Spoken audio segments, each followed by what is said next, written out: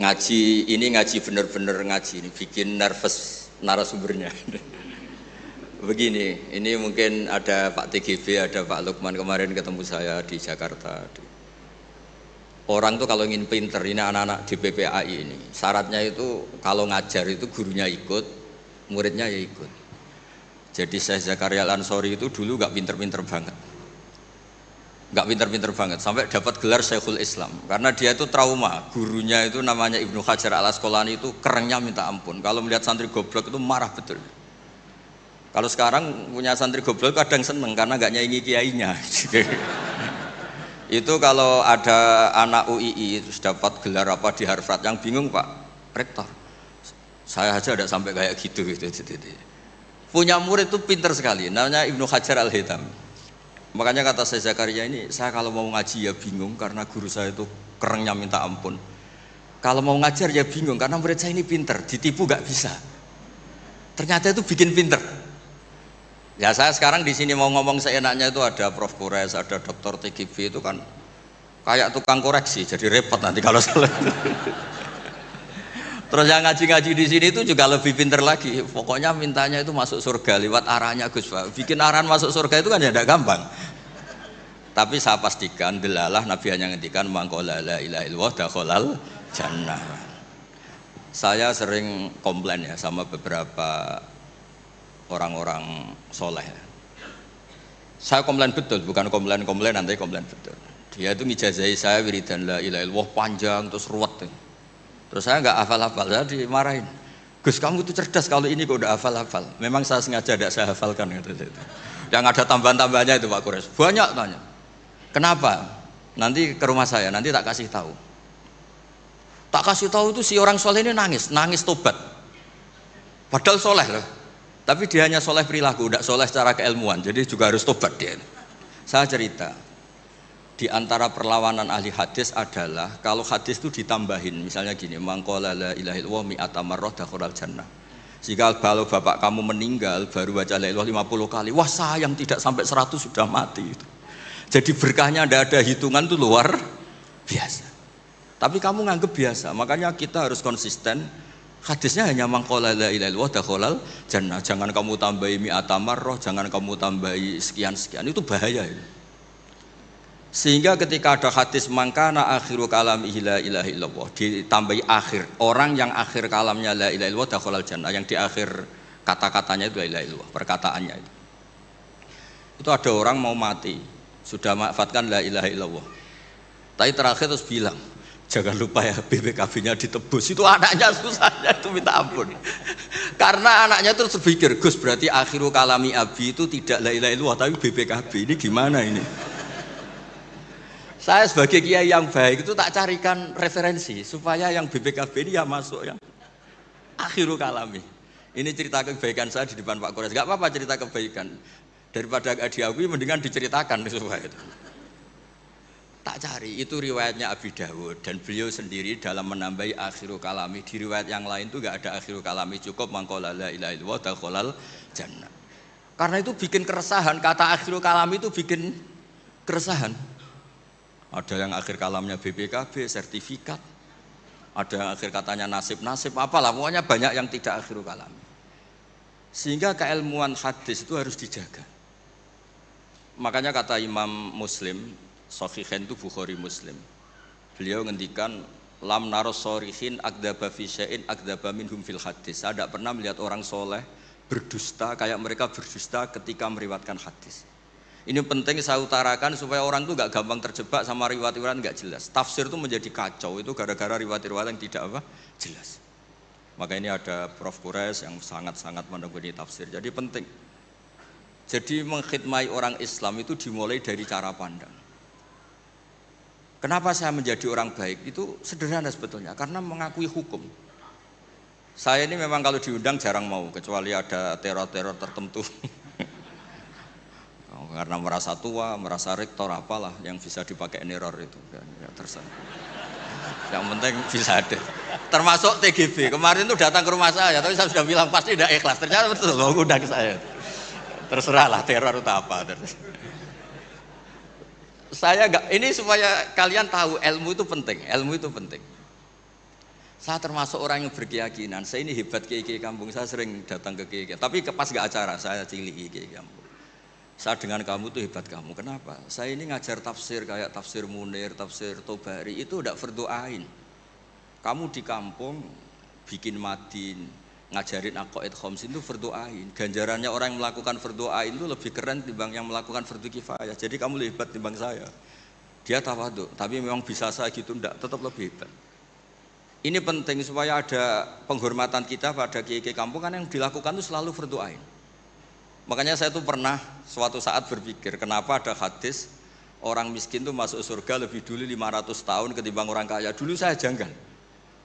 Ternyata kalau orang miskin tuh komunitasnya itu utang beras, jadi urusan nyawa. Jadi sekali menolong temannya itu urusan nyawa, karena sesama miskin tuh pinjemnya urusan nyawa, beras. Minta anterin ke rumah sakit pas sekarat. Kalau orang kaya itu nganterin rumah sakit karena mau ke salon, penyakit kulit, kan nggak penting-penting gitu. Sehingga surganya agak lambat karena yang dilakukan selalu nggak penting. Kalau orang miskin yang dilakukan selalu apa? Penting. Tapi masalahnya zaman akhir orang miskin banyak melakukan yang tidak penting, itu masalah itu. Itu nggak sesuai rencana Nabi. Inginnya Nabi itu kalau sudah miskin ya selalu apa? Penting. Ternyata banyak orang miskin yang perilakunya tidak penting. Karena saya pernah didatangin ibu-ibu itu miskin, itu tanya, Gus doain saya kaya. Suami saya itu nganggur, saya bilang kamu siap kalau suami kamu kaya? Nanti rumahnya gaji bagus, mobilnya bagus. Lama-lama yang dievaluasi Anda, rumah bagus, mobil bagus, kok istrinya begini. Terus dia cerita, udah Gus nggak jadi, miskin nggak apa-apa. Jadi saya ini kan ya aneh-aneh, orang itu aneh-aneh. Pertama yang dievaluasi mobil, rumah diganti, lama-lama Anda. Suami kamu punya potongan gitu? Iya Gus, kayaknya iya. Sudah Gus, biarin miskin aja sampai mati itu. Ya alhamdulillah sampai sekarang miskin dan syukur karena berkatnya ilmu itu. Jadi saya mohon yang di forum-forum terhormat kayak ini juga mengapresiasi mungkin beberapa saudara kita di pedalaman Papua, bikin jembatan darurat di pedalaman Sumatera, Aceh, bikin apa yang memang mendesak. Sehingga yang namanya fardu ain itu penting sekali. Saya punya riwayat dari kitab Ibnu Hajar al-Asqalani tadi, gurunya saya Zakaria al-Ansori. Ketika nanti di mahsyar dan secara lahir teks hadis, seorang lagi secara lahir teks hadis itu Allah itu nimbalin Rasulullah Muhammad dan Jibril. Berarti tiga, Allah, Jibril sama Rasulullah Muhammad. Terus nabi-nabi datang dan dalam jumlah yang istilahnya itu makom sing yahbitul awwalun wal akhirun. Satu makom yang semua orang itu ingin. Semua orang kena hisab, kena evaluasi, nabi-nabi ini dekat sama Allah.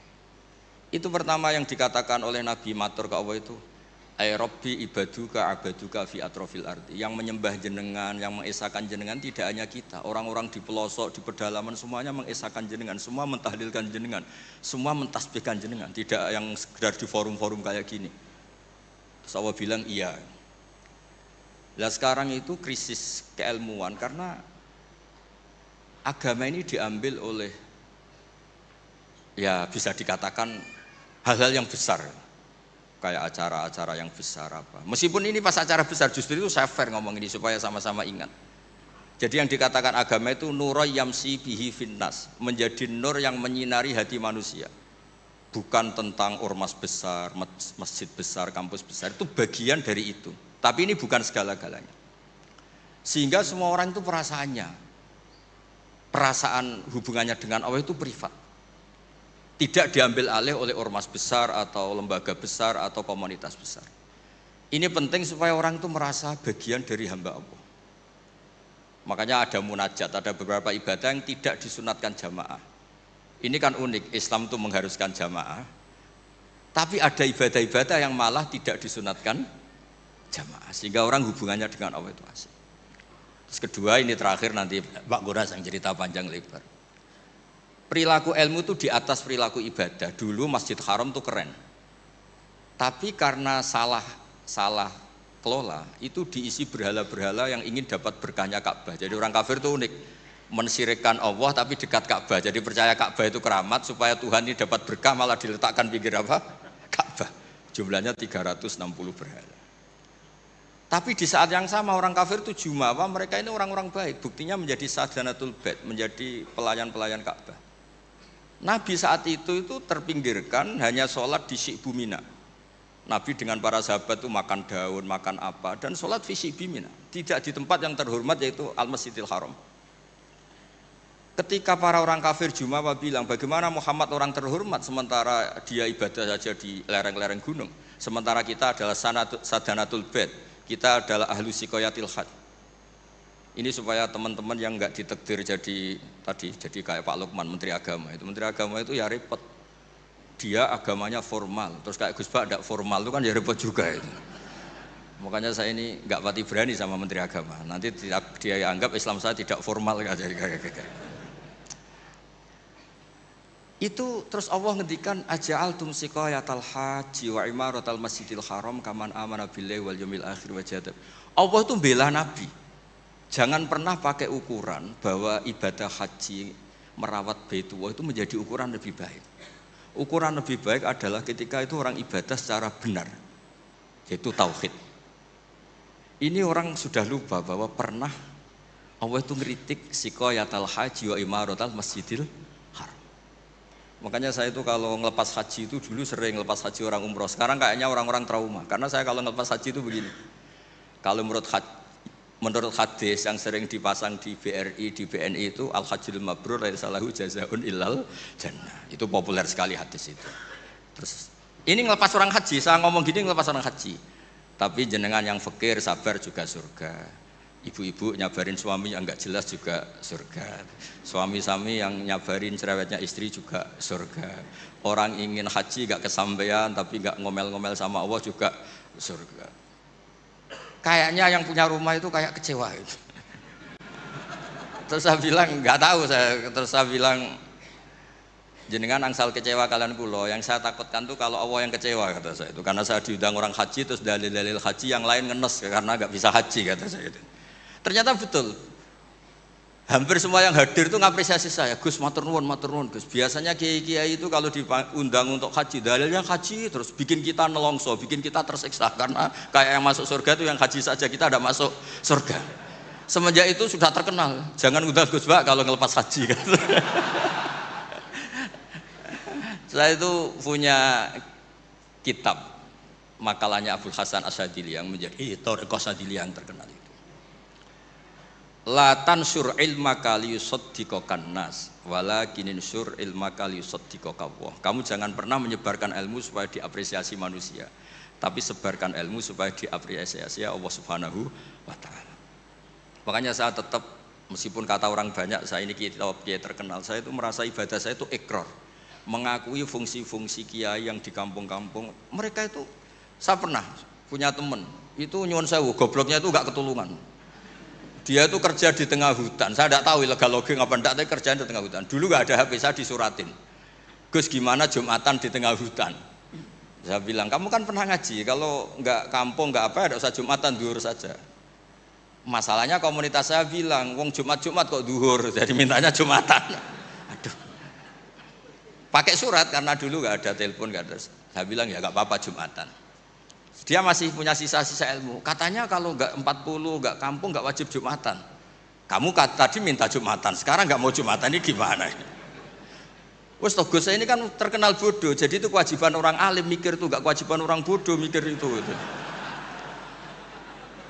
Karena dia korban teori bodoh itu penting, kata dia nanti kalau ditanya mungkar nakir itu salah, orang bodoh kok ditanya kata. Jadi memang agak direncanakan itu.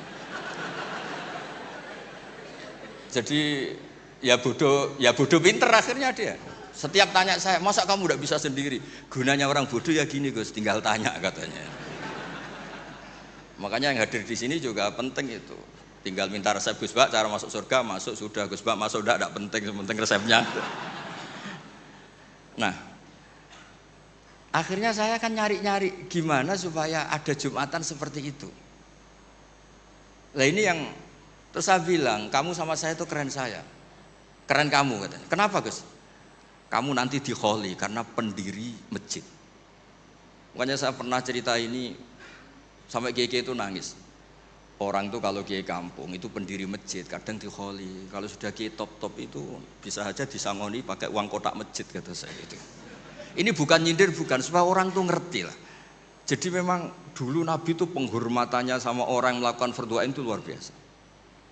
Uwais Al-Qarni itu tetangganya sudah dosowan Nabi. Uwais Al-Qarni itu belum. Karena ibunya itu egoisnya minta ampun, nggak mau ditinggal. Kemana-mana minta digendong. Tapi Nabi malah ngendikan khairul qurun Uwais Al-Qarni. Orang terbaik tabi'in itu Uwais Al-Qarni. Umar kalau kamu ketemu minta. Karena dia fanatik mengelola fardu apa? Ain.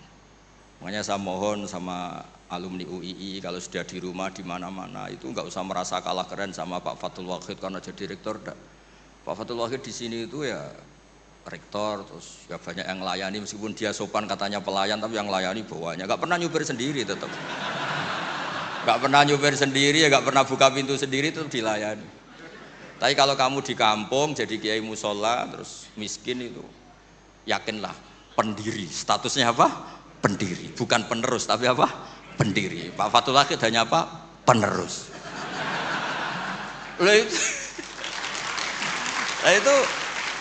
Lah kacaunya kiai kampung setelah tak kasih tahu gitu, emang bener-bener sama saya terus nggak sopan. Waduh. Ya tapi saya ikhlas lah atas nama ilmu. Bener-bener nggak sopan. Waduh ini ya. Sopannya itu pendak kalau dia iskal hukum karena sinaune serius saya tanya, Gus ini hukumnya gimana? Akhirnya sopan lagi. Dia nggak bisa, ilmunya nggak cukup untuk menjawab. Ya tapi apapun itu yang namanya ngaji itu pengakuan ikrar ya. Jadi penting, makanya kan diantara hebatnya Rasulullah SAW itu kata Imam Ghazali, nggak ada pemimpin justru kena khitab wakhfid janahaka liman ittaba'aka minal mu'minin. Muhammad, kamu harus merendahkan diri kamu liman ittaba'aka, sama orang yang ikut kamu, sama santri kamu, sama orang yang percaya sama kamu. Kayak apa Allah mendidik kekasihnya. Jadi yang disuruh sopan malah nabinya. Jadi kalau andekan di era modern Pak Fathul Wahid yang sopan sama mahasiswa itu yang penopang kampus. Kayak apa? Makanya kata Imam Ghazali, andekan mental ta'azzus atau takabur, andekan keangkuhan itu hal yang baik. Lama amarallahu ta'ala habibahu biqauli ta'ala wakhfid janahaka limanit taba'aka minal mu'minin. Nah tentang visi ya, visi itu gampangnya tadi. Agama ini kan menentukan halal haram. Zaman apapun, teknologi apapun, mesti pertanyaannya ini kalau baik ya halal, kalau buruk ya haram. Misalnya ada teknologi yang orang bisa ke Mekah 2 detik atau 2 menit. Orang tetap pertanyaannya, saat itu ibu kamu sekarat apa enggak? Anak kamu sakit apa enggak? Punya kewajiban fardu ain apa enggak? Kalau punya fardu ain kamu tinggal pasti orang nganggap masalah. Ya kan? Apapun kayak kamu, teknologi mutakhir kayak apa? Ya seperti misalnya peristiwa kamu pejabat, pas daerah kamu ada musibah banjir, kamu tinggal iktikaf di Ka'bah, tetap orang nggak anggap iktikaf itu ngawur itu mesti orang itu. Karena meninggalkan fardu apa? Ain. Saya di sini kata orang banyak kan keren, misalnya sama ahli tafsir Quraisy. Tapi misalnya saat ini istri saya sakit atau anak saya sakit, pasti dianggap ngawur itu, karena meninggalkan fardu ain. Jadi fardu ain itu menurut saya segala-galanya. Makanya saya sering ngaji. Di majelis saya itu saya sering cerita, kata Allah dalam hadis qudsi, ma taqarraba ilayya abdi bisyai'in ahabba ilayya mimma aftaradtuhu alaih. Tidak ada ibadah yang paling saya sukai sebagaimana ibadah orang melakukan fardu. Jadi fardu ain ini adalah konstitusi. Berarti orang-orang yang sekarang nyari makan untuk keluarga dan statusnya fardu ain itu lebih keren ketimbang misalnya orang nyari kekayaan untuk rofahiyah, untuk takmilah, untuk penyempurnaan, untuk sekunder. Nah di sini pentingnya peletakan hadis, orang miskin itu masuk surga lebih dulu 500 tahun ketimbang orang kaya. Tapi saya bilang ke santri-santri saya, tapi jangan kamu berpikir kalau Bilal itu surganya lebih dulu ketimbang Abu Bakar. Karena Abu Bakar ini jauh punya kebaikan di luar kebaikan sabar sama miskin, yaitu fungsinya menjadi pondasi Islam, yaitu Abu Bakar. Kalau ingin menjadi orang miskin yang cepat masuk surga tadi, semua perilaku Anda adalah fardu ain. Semua perilaku Anda adalah fardu. Itu kan ya berat. Ya jadi saya mohon masalah teknologi, masalah apa, yakinlah sama Islam, pasti hukum tertingginya itu kalau maslahat ya baik, kalau madarat ya haram. Sehingga kamu nggak usah. Misalnya ada orang pakar bom, bisa punya bom yang 1 kali ledakan bisa menghancurkan dunia. Ya hukumnya itu ifsad, kalau ifsad itu haram, kalau haram ya ada prestasi, kan gampang, kan nggak perlu ribet-ribet. Ya saya kira demikian sebagai mukaddimah saya, nanti Prof. Quraisy yang meneruskan.